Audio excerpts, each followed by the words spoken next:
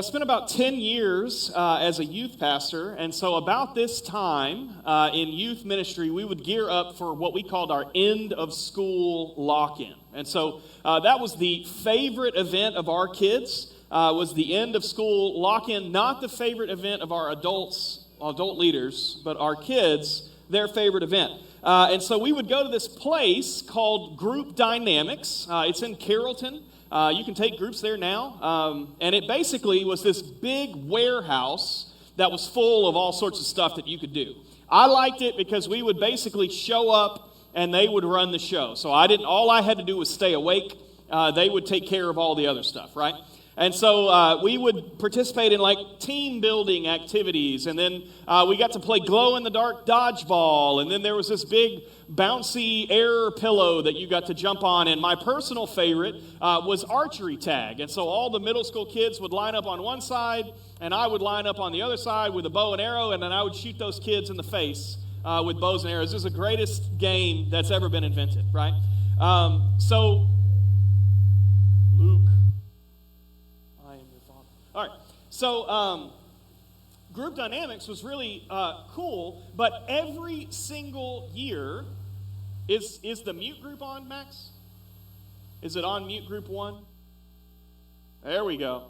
Every single year, the same exact thing would happen to us at Group Dynamics, right? We would get these new 6th grade students into our ministry, and they had never been around, and so these 12-year-olds, they're good at everything, right? At least mentally, they're good at everything. And so they would show up, and they're the best dodgeball players in the room. And then when we're on the bouncy pillow, well, they're the best, most athletic bouncy pillow kids. And they can do backflips, and they may have competed on the junior Olympic team or something, right? And then when we play archery tag, they really are experienced hunters. And so they've been out in the woods, and they can, knock down deer with the best of them. And so these kids, they were really proud of their own abilities. Like they were the best, right? These 12-year-olds, nothing had cut them down yet until we would get to the high ropes course.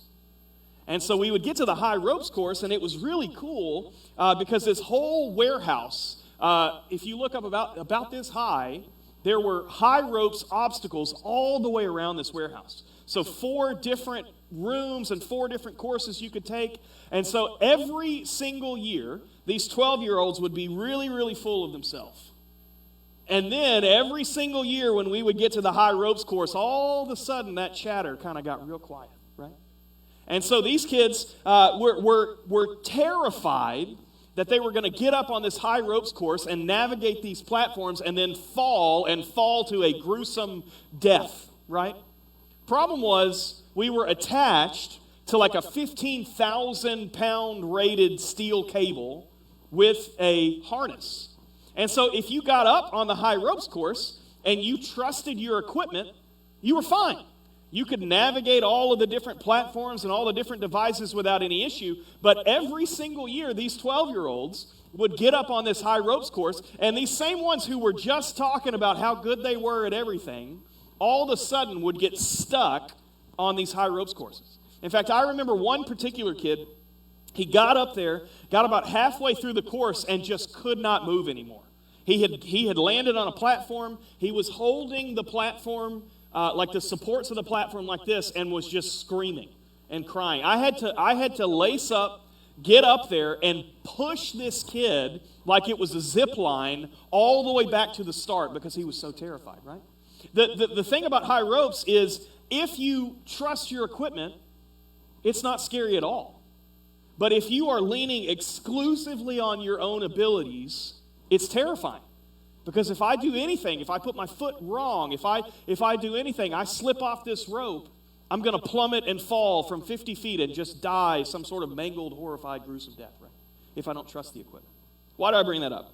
Well, we've been in this series, which is really apropos for today. I'm hoping I get some thunder at the right points here in my sermon. But we're walking through storms in the Bible. How does God use storms to affect change in people's life, right? And so we started several weeks back, just to kind of get you up to speed. We looked at how God used a storm in Noah's life to preserve humanity. it wasn't Noah's fault that he had to enter into this storm. He didn't do anything. In fact, he was the only guy that was living the way that he was supposed to. And so God brought about this storm, and in the midst of that storm, God provided for Noah, God protected Noah, and in the middle of the storm, God pursued Noah, right? The next week, we looked at Jonah, and Jonah is the exact opposite of Noah. He's supposed to be this righteous man. He's supposed to be this man of God. He's supposed to be this prophet, and yet he was being incredibly disobedient to God. And so he was running from God, and God used a storm in Jonah's life to bring him back into obedience and relationship with him. That God used the storm that Jonah brought on himself to bring him back into fellowship and an obedience together. The following we looked at Elijah, and Elijah had just come off of this great experience with God, but then he felt completely alone. He believed the lie that everything was on his own shoulders and he was failing. He wasn't good enough. And so in the midst of the storm, what God showed him is that God is sovereign over all things, but God is also there in the silence. That we're not in this alone, that God had preserved a remnant of people who were going to come alongside Elijah and carry out the work of ministry, right? And so last week, we talked about Jesus being asleep in the boat with the disciples, and as they go out, this great windstorm kind of rolls over, and these guys are afraid that they're going to drown, and so they look to Jesus and they say, "Do you even care?" They got to go wake the guy up. He's asleep in the front of the boat. "Do you even care that we're about to die?" In Matthew chapter 8, that same story says that these guys wake up Jesus and they say, "Lord, save us. Save us from what's happening." And so Jesus wakes up and he rebukes the wind and he says to the sea, "Peace, be still," and boom, it's like glass. And these guys, they ask this question. And I want you to remember this question today because it's really relevant to the story we're looking at today. But when Jesus speaks to the wind and he speaks to the waves, it says these guys are terrified. They were mega afraid in the Greek. They were terrified, and they responded, "Who is this that even the winds and the waves obey him?" Right? Today we're in Matthew chapter 14, and we're going to look at another storm with the disciples about a month after the last one. And so John chapter 14, and we're going to start in verse 22. Oh, sorry, Matthew chapter 14, verse 22. Although it is in John chapter 8, if you want to read that one. Matthew 14, verse 22, and it says this: "Immediately he made the disciples get into the boat and go ahead of him to the other side, while he dismissed the crowds. And after dismissing the crowds, he went up on the mountain himself to pray. And well into the night he was there alone. And meanwhile the boat was already some distance from land, battered by the waves because the wind was against them. And Jesus came forward." There's the rain. See, I told you it was going to show up. Sorry, I got distracted. ADHD. Jesus came toward them, walking on the sea very early in the morning. And when the disciples saw him walking on the sea, they were terrified. "It's a ghost," they said, and they cried out in fear. Immediately Jesus spoke to them, "Have courage, it is I. Don't be afraid." "Lord, if it's you," Peter answered him, "command me to come to you on the water." And he said, "Come." And climbing out of the boat, Peter started walking on the water and came toward Jesus. But when he saw the strength of the wind, he was afraid, and beginning to sink, he cried out, "Lord, save me." And immediately Jesus reached out his hand and caught a hold of him and said to him, "You of little faith, why did you doubt?"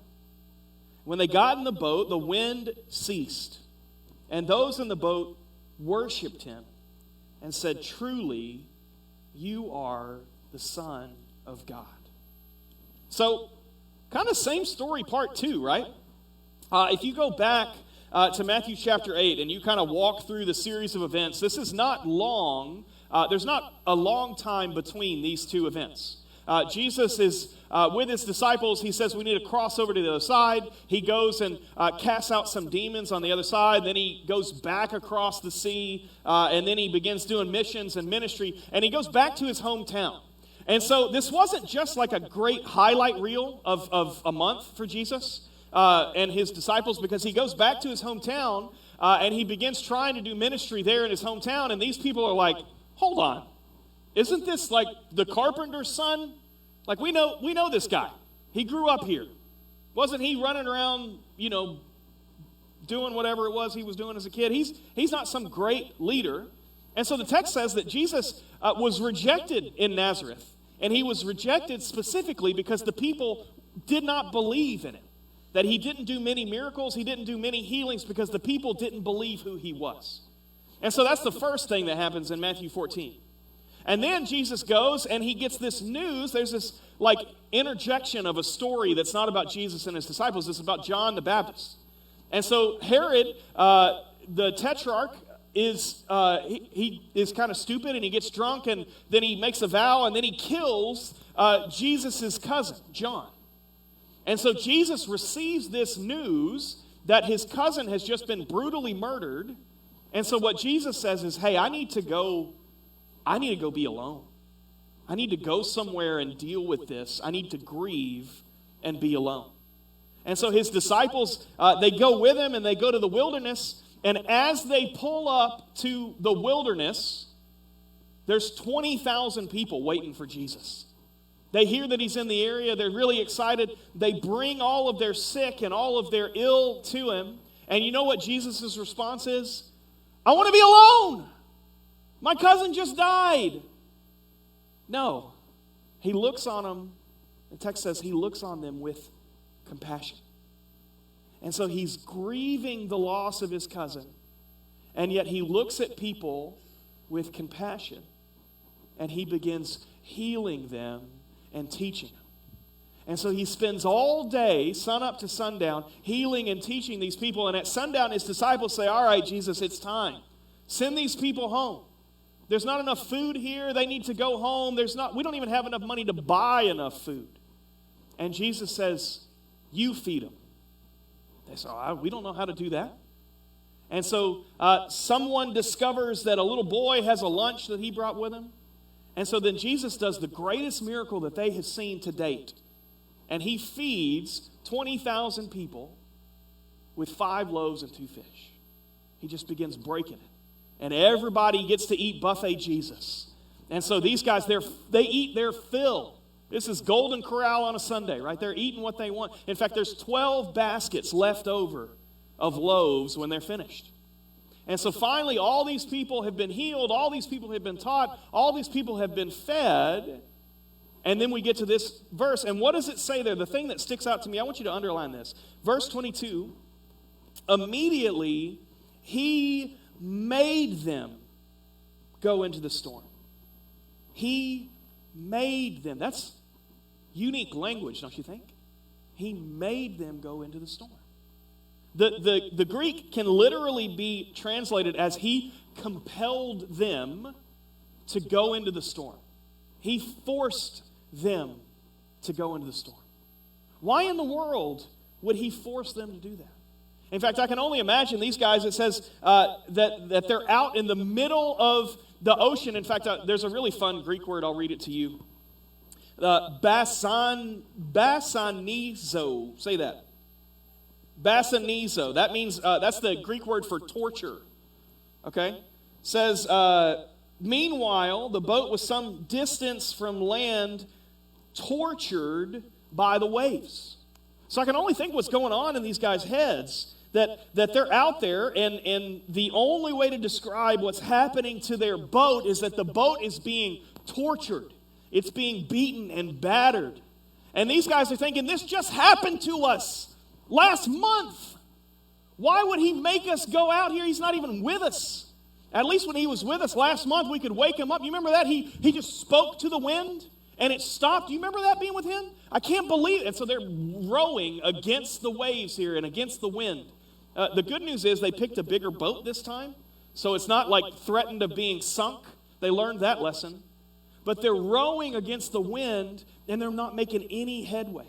Jesus dismisses them sometime in the first watch of the night, between 6 and 9 o'clock.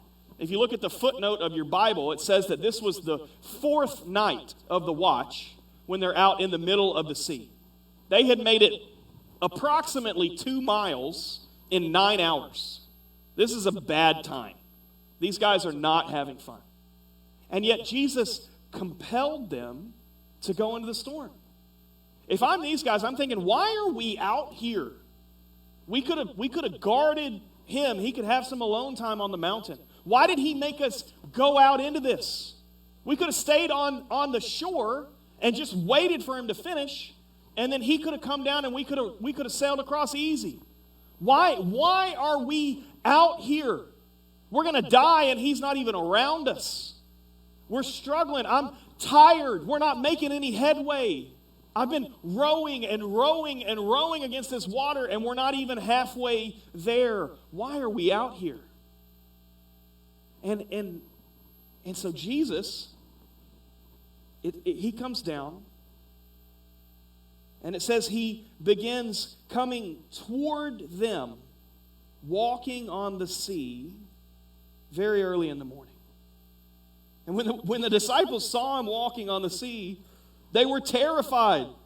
It's a ghost, they said. They cried out in fear. These guys, not only have we been fighting this storm for 9 hours, not only are the winds threatening to stop us, the waves are breaking, they're torturing our boat, but now we're being haunted by ghosts, right? This is a terrible situation. This is Davy Jones, like, coming up and getting me, right? These guys are terrified. He made us go out in this storm. Now we're going to die because there's a ghost out there. And what's Jesus' response? Immediately, verse 27, Jesus spoke to them. Have courage. It is I. Don't be afraid. Have courage. It is I. Don't be afraid. That's a weird statement, right? Don't have courage. It is I. Don't be afraid. Why did he phrase it that way? Why did he say, it is I? That's the Greek word, ego eimi. Ego eimi. It is I. If you've read the Gospel of John uses that phrase, it is I, or I am, several times in his gospel on purpose. The purpose of John's gospel is summed up in chapter 20, verse 30 and 31. It says, Jesus performed many other signs in the presence of his disciples that are not written in this book. But these are written so that you may believe that Jesus is the Messiah, the Son of God, and that by believing you may have life in his name. John's purpose for writing his book, he was unable to write all of the things that Jesus did. And so he recorded 7 miracles in his book, and he recorded 8 ego eimi statements, I am statements in his book, with the express purpose of allowing you, the reader, to know that Jesus is the Son of God, the Messiah, and the Savior of the world. And so he uses 7 miracles and 8 I am statements to teach you that. Now again, he uses that ego eimi phrase, it is I. Why is that important? Because what Jesus is doing, this is a hyperlink. Anybody know what a hyperlink is? If you're younger than 50, you know what a hyperlink is, okay? I read an email, there's a little blue sentence that's underlined. If I click it, it takes me somewhere else, right? What Jesus is doing is he is hyperlinking all the way back to Genesis chapter 3. Remember what happens in Genesis chapter 3? In Genesis chapter 3, God is talking to Moses via a burning bush. Moses sees, he's in the wilderness, he's walking in the wilderness, he sees this bush that's on fire, and yet it's not running out of material. And so he walks up to it, and God himself starts talking to Moses. And God himself says, hey, I need you to go and rescue my people out of Egypt. I've heard their cries, I've remembered their distress, I've remembered my promise to them, and I'm going to use you to bring them out. You're going to go and be their redeemer. You're going to bring them out of Egypt. And what's Moses' response? Here I am, Lord, send me. No. He's like, I don't speak very well. And God says, well, I'll just send your brother. And he said, okay, well, if they ask me who sent me, what am I even supposed to say? What am I supposed to tell them? And in Genesis chapter 3, God says this. If I go to the Israelites and say to them, the God of your ancestors has sent me, and they ask, what is his name? What should I tell them? And God replied to Moses, I am who I am. This is what you're to say to the Israelites. I am has sent me to you. That phrase, I am who I am, if you translate that into Greek, do you know what it is? Ego eimi. And so in the midst of this storm, where these guys are rowing against the waves, and they have made no progress, and now they're terrified for their life, Jesus comes walking up on the very thing that they're terrified of. It's under his feet. You ever think about that? You get that for free. But this thing that these guys are terrified of, that Jesus just walks on it. It's nothing to him. And so he walks toward them, and he says, have courage. I am is here. Do not be afraid. And so these guys who were just terrified have realized that Yahweh is in their midst, that he comes toward them. Ego eimi. Now Peter takes this like as Jesus is actually like calling him, right? And so Peter's response is, hey, that's Jesus. That's not a ghost. And so he says, hey, if it's really you, call me. Tell me to come out. I don't even think we need to translate that, if that's you. I think since it's you, Jesus, you command me to come to you. And so what does Jesus do? He says, come. And Peter gets out of the boat. I think a lot of times we read this passage as, oh, Peter, you of little faith. You fell into the wind and the waves. Peter's the only guy with faith in this story. Did you catch that? There's 11 other guys in the boat with him. All those guys are, I'm good. That's a ghost. It might be Jesus. I'm good. Peter says, call me out. I want to be with you. I want to come to you. Command me to come and I'll do it. And so Jesus says, come, and Peter, he hops out of the boat and he doesn't sink. Peter is one of two guys in human history that has walked on water. This guy's got great faith. It's crazy faith. He gets out of the boat. He starts walking towards Jesus. And as he's walking, all of a sudden it says he sees the wind. All of a sudden he sees the wind. That his eyes are diverted away from the one who called him out and towards the storm that he's in. And all of a sudden, he becomes afraid and begins to sink. And it says immediately, Jesus reaches out his hand and grabs him. And that's when he says, you of little faith, why did you fall? I didn't read it, I guess. He saw the strength of the wind. He was afraid, and beginning to sink, he cried out, Lord, save me. And immediately Jesus reached out his hand and caught a hold of him and said, you of little faith, why did you doubt? What I think is interesting here is that Peter made some amount of progress. The Lord was coming towards him, and so he gets out of the boat and he begins walking. And so while he's looking at Jesus, he's making progress, and he gets close enough to Jesus where Jesus' hand is there, within 3 feet. He's got mastery over the waves for who knows how long. And then when he gets within 3 feet of Jesus, all of a sudden he sees the effects of the wind, and he begins to sink. And so Jesus grabs his hand, pulls him out of the water, and says, you of little faith, why did you doubt? You had made it. You had come over here. You believed. Why did you doubt now? But he took his eyes off the Lord. It says he saw the wind and he began to sink. So I guess Jesus is just dragging Peter back to the boat. I don't really know what's going on here. But they get into the boat, and then what happens in the boat?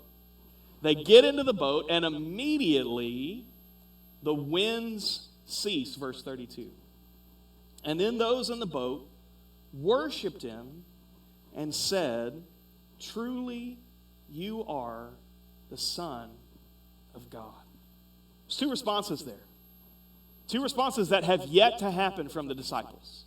Number one, they worship him. And number two, they proclaim him the Son of God. This is the first in both, in this gospel is the first instance of this happening. Why did Jesus command them to go into the storm? Because by going into the storm, it changed their entire perspective about who Jesus was. You remember the last storm a month ago? These guys are in the boat. Jesus gets into the boat. He speaks to the winds and the waves. And they say, who is this guy? They're afraid of him. Who is this? That even the winds and the waves obey him. And yet here, when he commands the elements, that's good. That's good. When he commands the elements, all of a sudden they say, you're the Son of God. And that word worship there, what that means is that they prostrate themselves. They get on their face before him. That's a big no-no in Jewish culture. That's number one of the Big Ten, right? You learned that when it was on flannel graph, like the Ten Commandments. We have no other gods before Yahweh. We worship no other gods. That's number one. And yet these guys, in seeing I am walk on the waves, prostrate themselves in worship. Why did Jesus send them into the storm? For them to realize who he was. Right? So why bring this up? Why are you in the storm right now? I don't know what your storm is. It could be all sorts of things. But if your storm is anything like my storm, it feels like you're rowing against the waves and making no progress. I'm doing every single thing I can do, and yet I'm not getting anywhere. Why? Why am I in this? Why did you make me do this? I'm following you. I trust you. I'm with you. I'm walking the way that I'm supposed to be doing. Why did you make me do this? And yet, they're not alone in the storm. What I love about this story is that Jesus is walking toward them. That they are not alone in the storm. Sometimes Jesus sends you into a storm in order to change your perspective about it. But you don't realize that in the midst of the storm. Has anybody come out on the other side of a storm? And when you look back, you can see the hand of God, right? I can give you time and time and time again in my life where I have been in the middle of a storm. I don't know why I'm in this. I don't want to be in this. This is the worst situation of my life. And yet coming out on the other side, I can say, wow, God brought me through this. God did this and this and this and this. I told you ad nauseum about how I got here to First Baptist, but that was one of the biggest storms of my life. In fact, I was just talking about it in Sunday school. There were a lot of things that were happening to me, and I was being faithful. I was serving in ministry, and yet it felt like I was just rowing against the waves, that I'm just spinning my wheels. I'm not getting anywhere. I'm not making any progress. And yet now, on the other side of the storm, I can say, oh, God was there in that. And God did this during that season. And wouldn't you know it that God helped me there in this? I mean, I can tell you, that's a whole nother sermon that I can walk you through all the things that God did. In a 2-year span in my life. About how he moved me from where I was to where I'm at right now, even though I was so frustrated. But he put me in that storm to bring me to the other side. But the other thing I want you to see about this is that Jesus is with you in the midst of the storm. That I am is with you in the midst of the storm. God is the only one that can walk on the water. God is the only one that has control over the elements. That in your storm, when you feel like you're the only one that's struggling through this, that no one else is helping you, that no one else is around you, I am is with you. Have courage. Do not be afraid, because I am with you. Right? And then as we come through the storm, we've got to walk by faith and not by sight. When Peter was walking by faith, all things were good. He's one of two people in human history that was able to walk on the water.